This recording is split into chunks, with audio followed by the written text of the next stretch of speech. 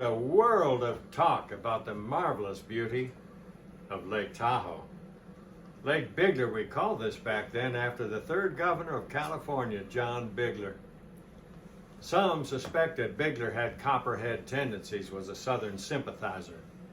One detractor asked, how can you name a lake with no bottom after a man who is all bottom? Our Native American Washoe, Paiute, Shoshone called it Da'o'aga, Lake of the Sky.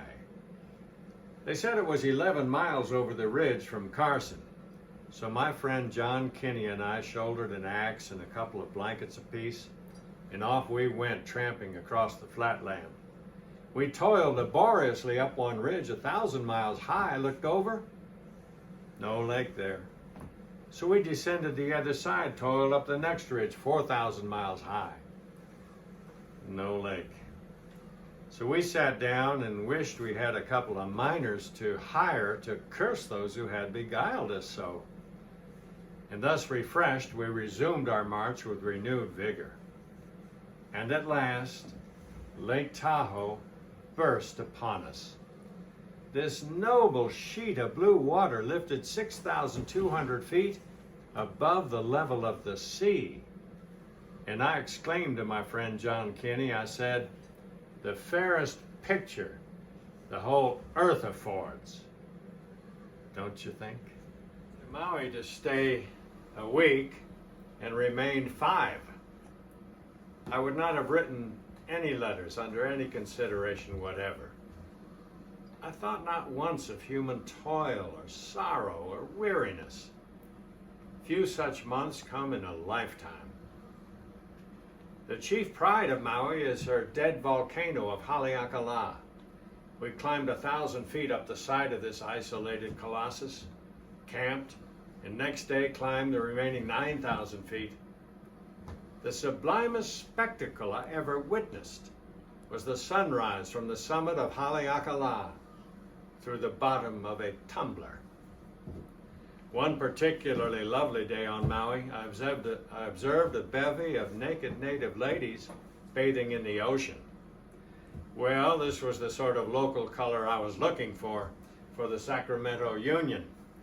So I went down and sat on their clothes, well, to keep them from being stolen.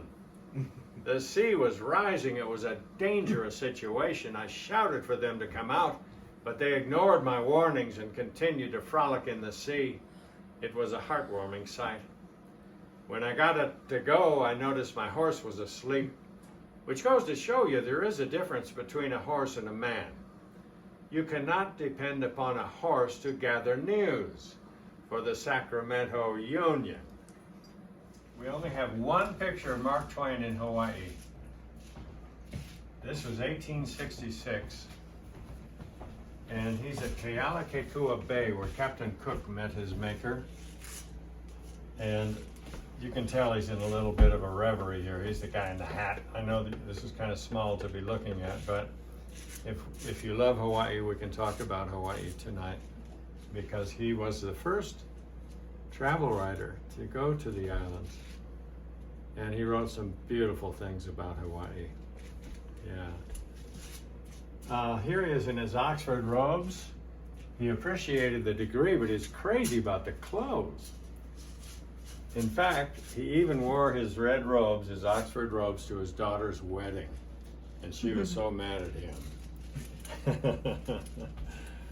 And this is a little bit of the Tiffany that is prevalent throughout the home in Hartford.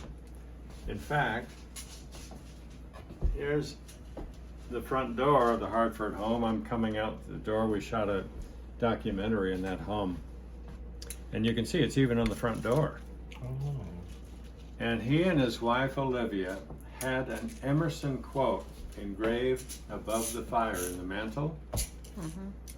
The ornament of a home is the friends who frequent it. Off the coast of Turkey in the Bay of Smyrna, on the Quaker City excursion from America to Europe and the Holy Land. The first of its kind. It was billed as a picnic at sea. In truth, it was more like a funeral procession without a corpse. So I had to embroider my letters to the Alta California that I would later put into my first full-length book, The Innocents Abroad.